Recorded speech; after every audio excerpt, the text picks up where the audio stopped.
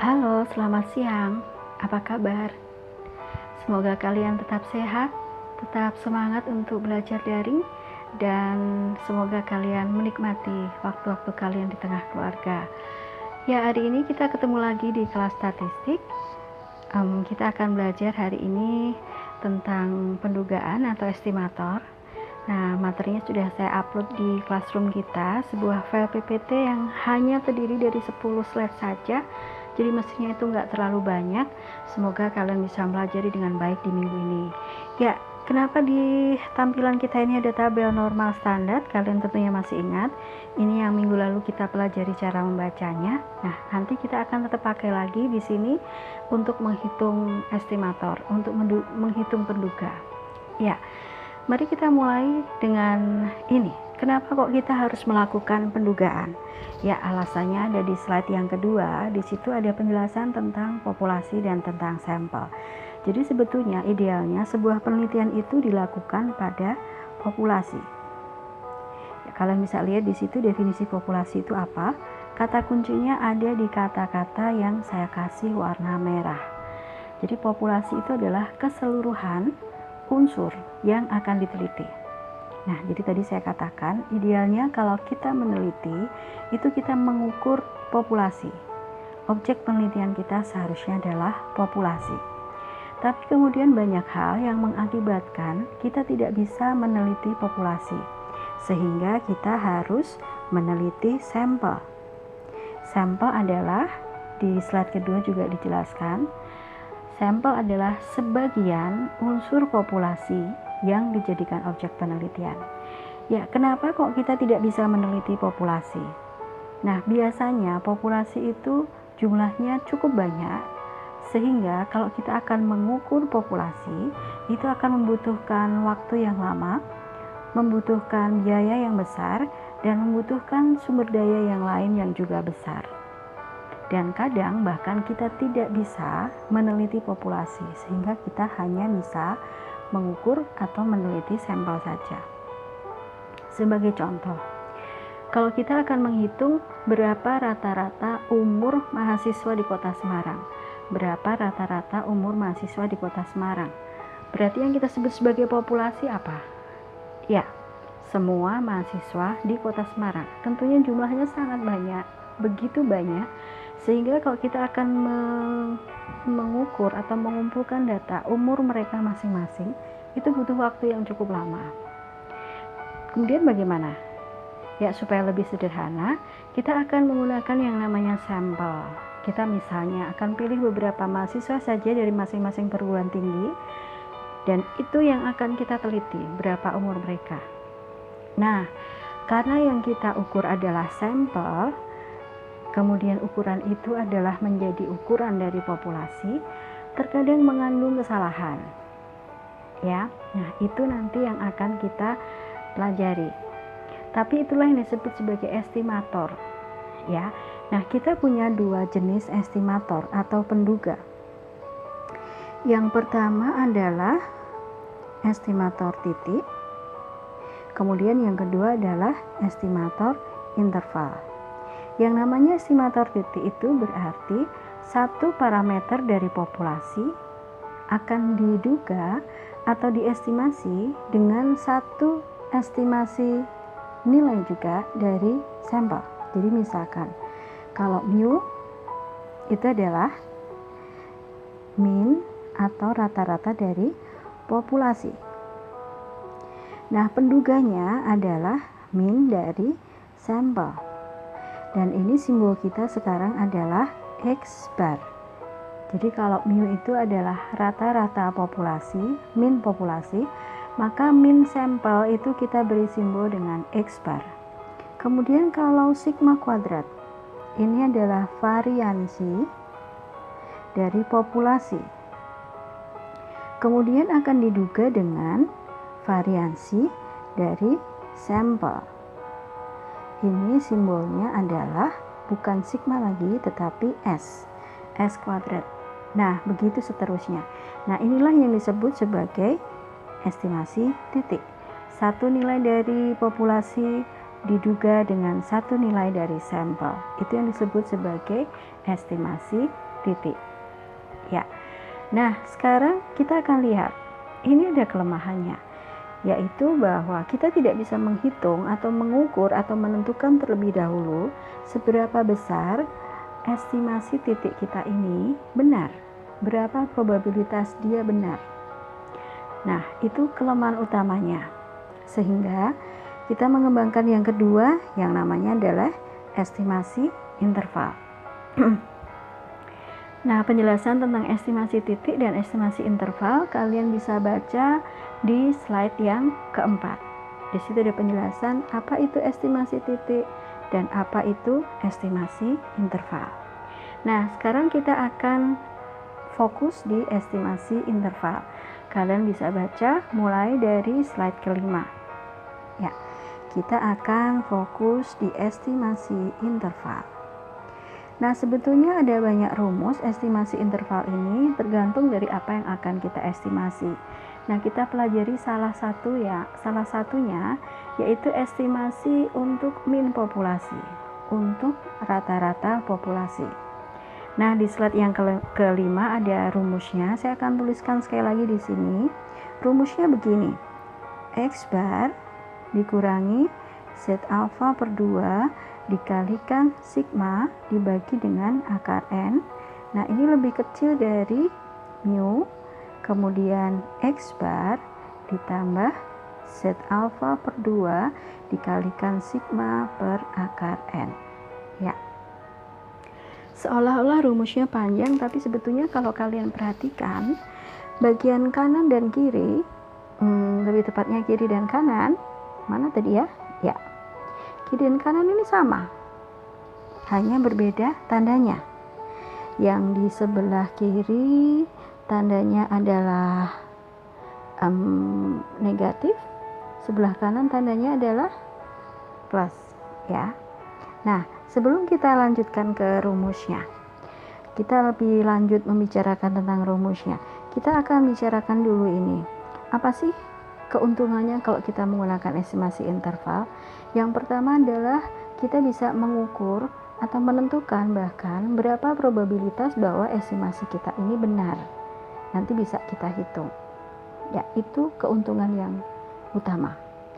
Nah, misalkan begini. Kita ngomong tentang tadi tuh ya, rata-rata umur mahasiswa. Misalnya kita punya dua estimasi. Yang pertama adalah bahwa rata-rata umur mahasiswa itu ada di antara 18 dan 22 tahun. Rata-rata umur mahasiswa ada di antara 18 sampai 22 tahun. Kemudian kita punya satu lagi estimasi, misalnya begini. Rata-rata umur mahasiswa itu ada di antara 15 sampai 26 tahun. Jadi yang pertama dari 18 sampai 22, yang kedua dari 15 sampai 26. Kalau menurut kalian, mana yang probabilitas benarnya lebih besar? Sekali lagi, yang mana yang probabilitas benarnya lebih besar? Yang atas atau yang bawah? Ya, yang bawah. Yang bawah ini pasti probabilitas benarnya lebih besar daripada yang di atas. Ya, jadi ini probabilitas benarnya lebih besar. Kenapa bisa begitu? Ya, ini saya tuliskan dulu begini. Jadi kalian bisa bayangkan kalau kalian main sepak bola, ini ada gawangnya, ada dua gawang. Yang satu lebarnya misalnya berapa? 4 meter. Yang satu lagi cuma 2 meter. Mana yang lebih mudah kemasukan bola?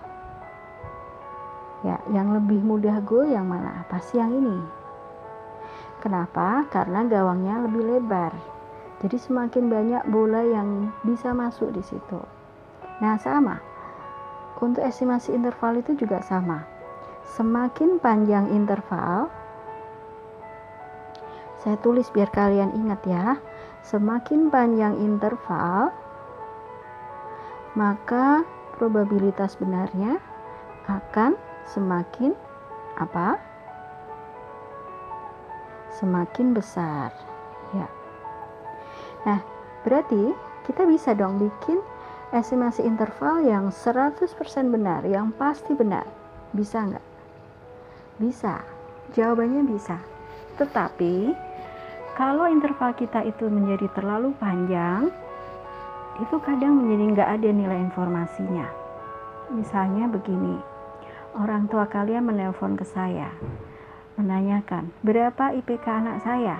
Itu pertanyaan orang tua kalian kepada saya.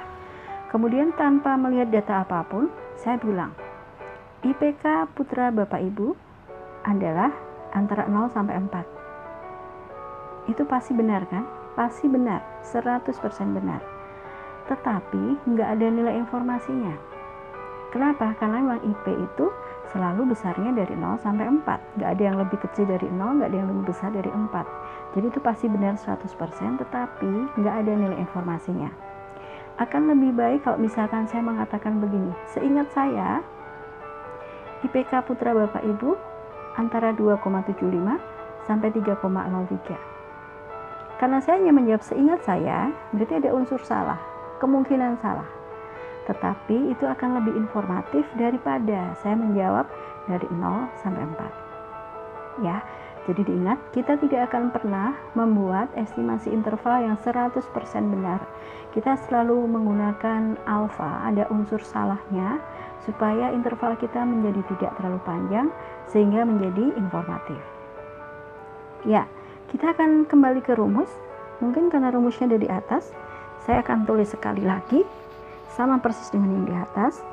Berarti rumusnya adalah X bar min Z alpha per 2, tuh kan salah, Z alpha per 2 dikalikan sigma per akar N, kemudian lebih kecil mu, lebih kecil X bar ditambah, ya sama dengan yang sebelah kiri, cuma ini ditambah, Z alpha per 2 kemudian dikalikan dengan sigma per akar N.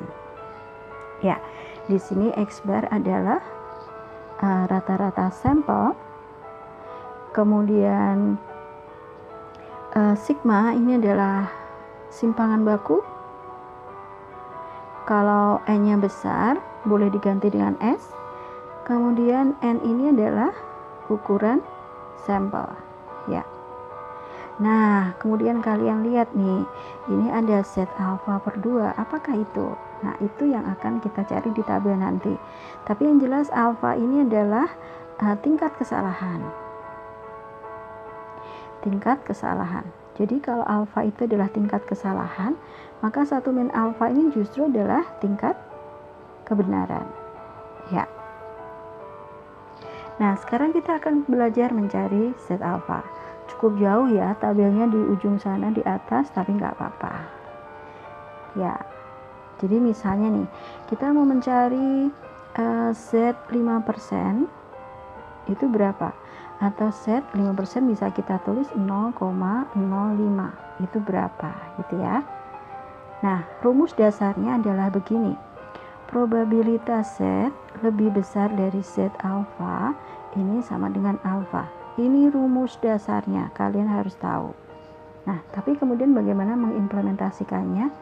Ya, kalian harus ingat bahwa di tabel normal standar tandanya bukan lebih besar, tapi lebih kecil ya.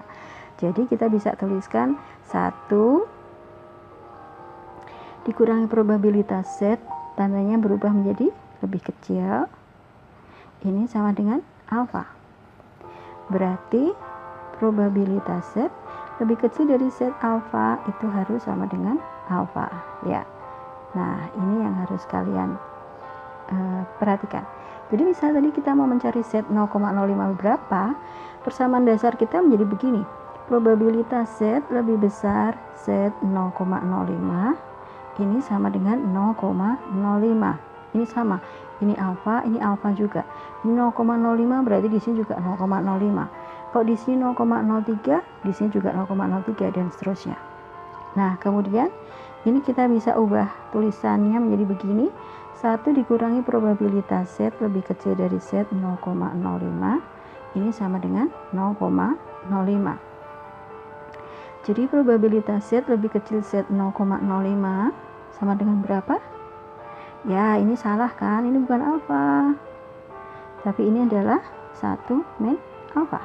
Ya, jadi begini ya, jangan sampai salah. Ini berarti sama dengan 1 dikali 0,05, jadi 0,9500. Ya, masih ingat cara mencarinya? Ya, kita ke tabel normal standar sekarang. Nah, silakan cari di tengah sini yang paling dekat atau sama dengan 0,9500. Kemudian nanti kita baca setnya berapa. Ya, ini saya hapus aja ya. Kalian udah tahu baca yang mana? Ya, mari kita cari 0,9500. Dan itu ada di sini. Di antara ini. Di antara 0,99. Bukan ya. 0, berapa tadi ya? 0,95. Oh, bukan itu yang kita cari ya. Hati-hati. Bukan 995, tapi 95. Mari kita cari yang betul. Oh, kepotong ya. Oke.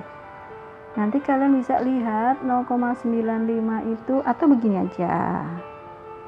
Ya. Coba misalnya kita nggak cari 0,05%, biar ada di tabel, kita cari gini. Boleh kan?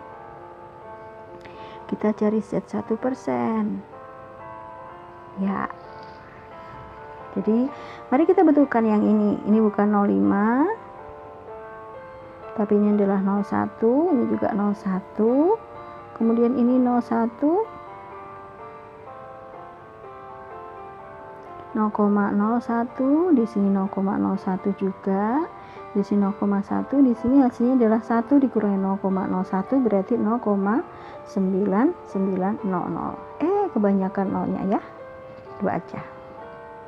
Nah, berarti sekarang kita akan mencari nilai di tabel distribusi normal standar adalah 0,9900. Mari kita coba cari. Kok yang ini pasti ada. 9900. Ya. Ada di antara dua nilai ini. Dan kalau kalian lihat yang paling dekat adalah yang ini. Ya. 0,9900. Berarti ini kita baca nilai setnya 2,3. Ini adalah 0,00, 0,01, 0,02, 0,03. Berarti ini adalah berapa nilai setnya? 2,33. Ya, berarti sekarang set 0,01 itu sama dengan 2,33. Ya, itu cara mencari Z alfa. Silakan diingat bahwa nilai Z alfa selalu positif. Jadi kalau kalian menemukan nilai Z alfanya negatif, itu salah. Silakan cek saya lagi. Ya, jadi secara cepat begini. Misalnya kita akan mencari berapa nilai Z 0,005. Nah, cara cepatnya adalah sebelum melihat di tabel, hitung dulu. 1 dikurangi ini 0,005. Ini adalah berapa? 0,995. Nah, inilah yang harus kita baca di tabel. Ya, mari kita lihat. 0,995. Ini saya hapus aja. Saya bersihkan. Mana 0,995? Ini yang tadi itu ya. Ya. Dan ini sama dekatnya. Jaraknya sama-sama 0,0001. Jadi kalian boleh pilih salah satu. Ini berapa ini? 0,03456. Ini 0,07. Ini 0,08. Berarti nilai Z-nya adalah, kalau kita pakai yang ini adalah 2,57. Sedangkan kalau kita pakai yang ini berarti 2,58. Ya. Jadi kalian boleh pilih salah satu. Nilai Z 0,005 itu sama dengan 2,57 atau 2,58. Apakah sudah bisa dipahami cara mencari Z alfa? Saya kasih contoh satu lagi ya. Kita akan pakai cara yang cepat. Misalnya kita akan mencari 0,02. Z 0,02. Nah, yang harus dicari di tabel berapa? 1 dikurangi 0,02. Jadi yang dicari di tabel bukan 0,02-nya, tetapi 1 dikurangi dulu. Jadi ketemunya 0, berapa ini? 9800. Nah, inilah yang kita cari di tabel. Mari kita lihat di tabel lagi. 0,9800. Mana 0,9800? Yang paling dekat? Yang paling dekat dengan 9800. Ya, 9800 itu ada di antara ini. Yang paling dekat adalah yang ini.